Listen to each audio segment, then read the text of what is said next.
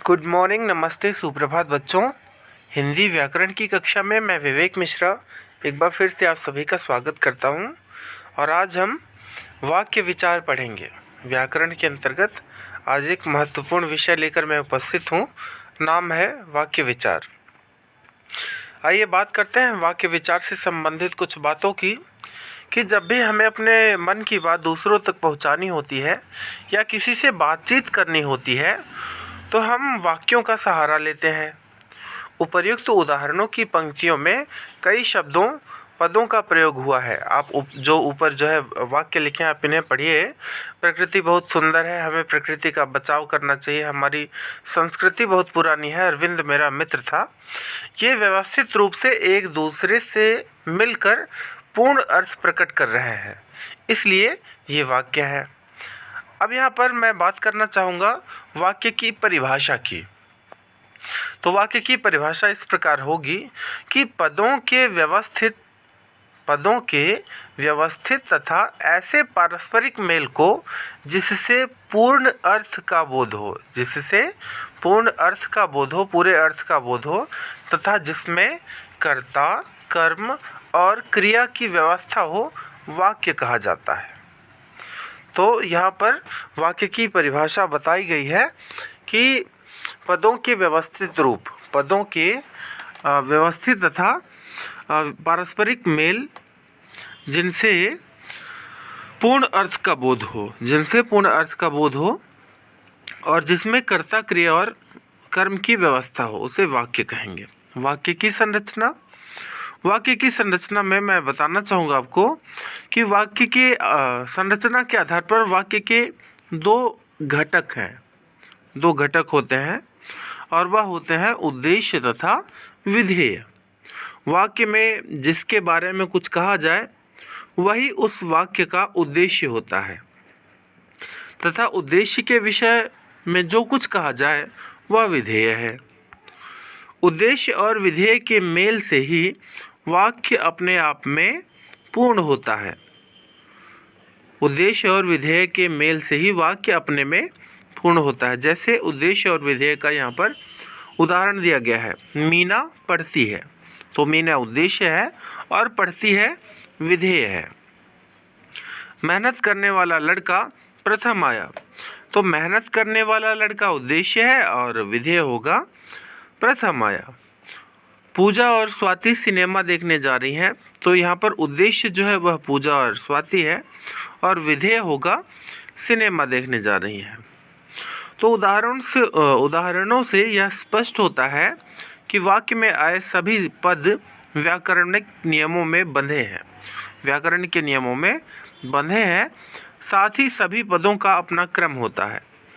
कोई शब्द कर्ता के स्थान पर, कोई कर्म के स्थान पर, तो कोई क्रिया के रूप में आता है तथा व्याकरण के अनुसार इनके लिंग, वचन और कारक होते हैं।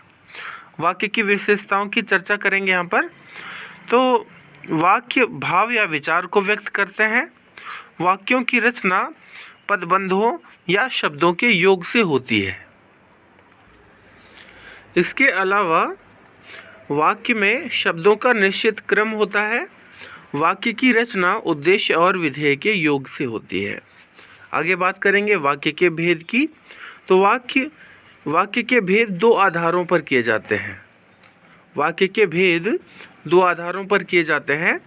पहला होता है अर्थ के आधार पर, दूसरा होता है रचना के आधार पर।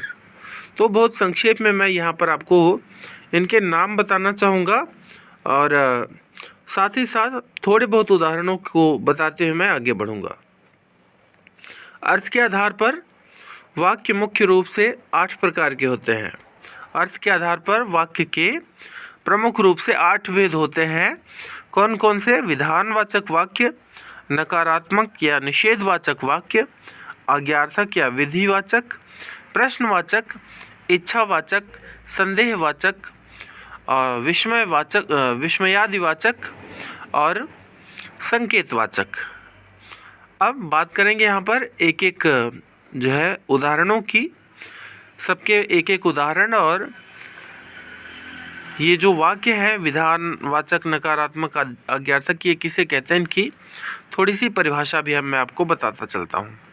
सामान्य कथन से क्रिया करने वाले, सामान्य कथन से क्रिया के करने या होने का बोध कराने वाले वाक्य विधानवाचक वाक्य कहलाते हैं। जैसे दोपहर के बाद शाम होती है, तो ये सामान्य कथन है, मैं प्रतिदिन पढ़ता हूँ, ठीक है। तो इस तरह से जो सामान्य कथन होते हैं वो विधानवाचक वाक्य होते हैं। फिर है नकारात्मक या निषेधवाचक। निषेध का मतलब होता है मना करना या नहीं। जैसे क्रिकेट में हमें कोई हरा नहीं पाया, मैं फिल्म देखने नहीं जाऊंगा। तो जहाँ पर निषेध होता है वहाँ पर निषेधात्मक या नकारात्मक या निषेधवाचक वाक्य होता है। तीसरा है आज्ञार्थक या विधिवाचक। आज्ञार्थक जहाँ पर आज्ञा दी जाए, जैसे यहाँ से चले जाओ, कृपया बैठिए। प्रश्नवाचक जहाँ पर प्रश्न पूछा जाए वह प्रश्नवाचक होगा, जैसे क्या राहुल यह काम कर लेगा, कल हम कहाँ जा रहे हैं। तो इस तरह से यहाँ पर प्रश्नवाचक होगा। इच्छावाचक, जहाँ पर इच्छा की जाए, जहाँ पर कामना की जाए वहाँ पर इच्छावाचक होगा। शुभकामना, आज्ञा, आशीर्वाद, हाँ, तो यहाँ पर इच्छावाचक होगा। जैसे भगवान तुम्हें लंबी उम्र दे, आशा है आगे तुम उन्नति करोगे। फिर छठा है संदेहवाचक, जहाँ पर संदेह हो, अब तक रोहित घर पहुँच चुका होगा, कहीं वह खो न जाए, तो यहाँ पर संदेह, इसलिए यह संदेहवाचक है।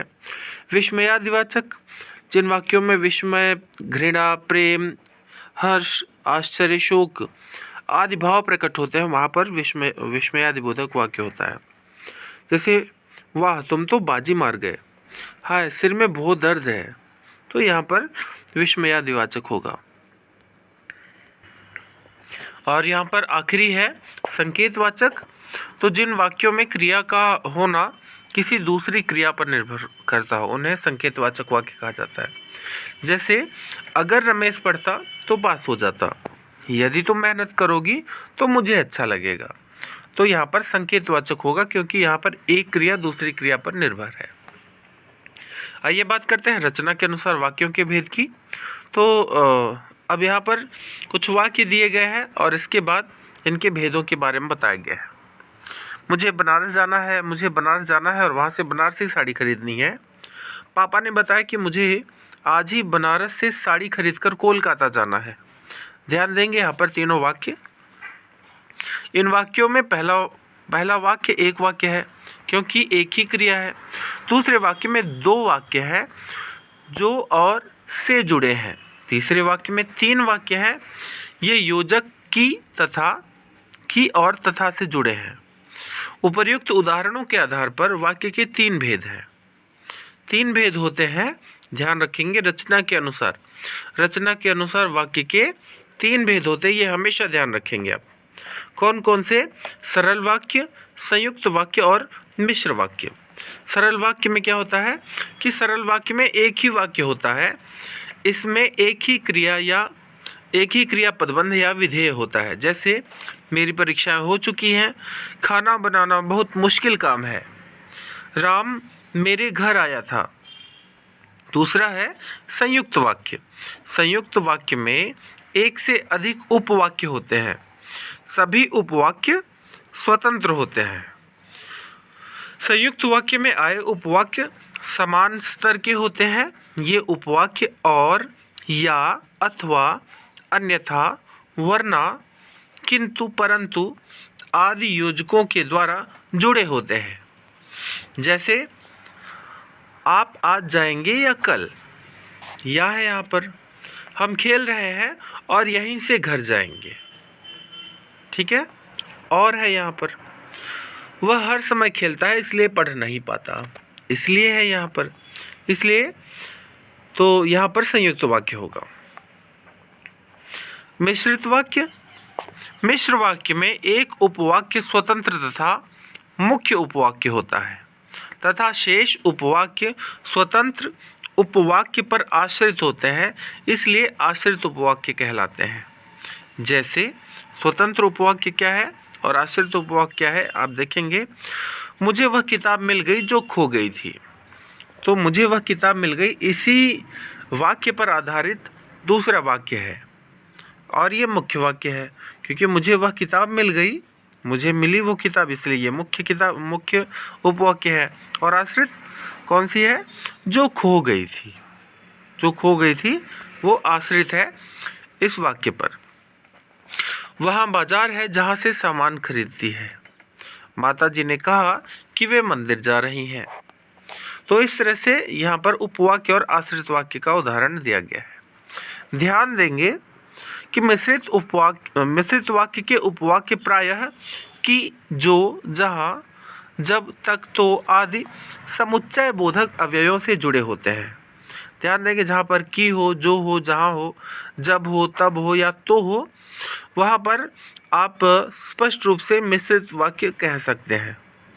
मिश्रित वाक्य में आश्रित उपवाक्य के जो है आरंभ, मध्य तथा तीनों स्थानों पर आ सकते हैं। मिश्रित उपवाक्य में आश्रित उपवाक्य वाक्य के प्रारंभ, मध्य और अंत तीनों पर आ सकते हैं, कहीं भी आ सकते हैं। मतलब जैसे आरंभ में जो व्यक्ति यहाँ आया वह बहुत बीमार है, यहाँ पहले आया है।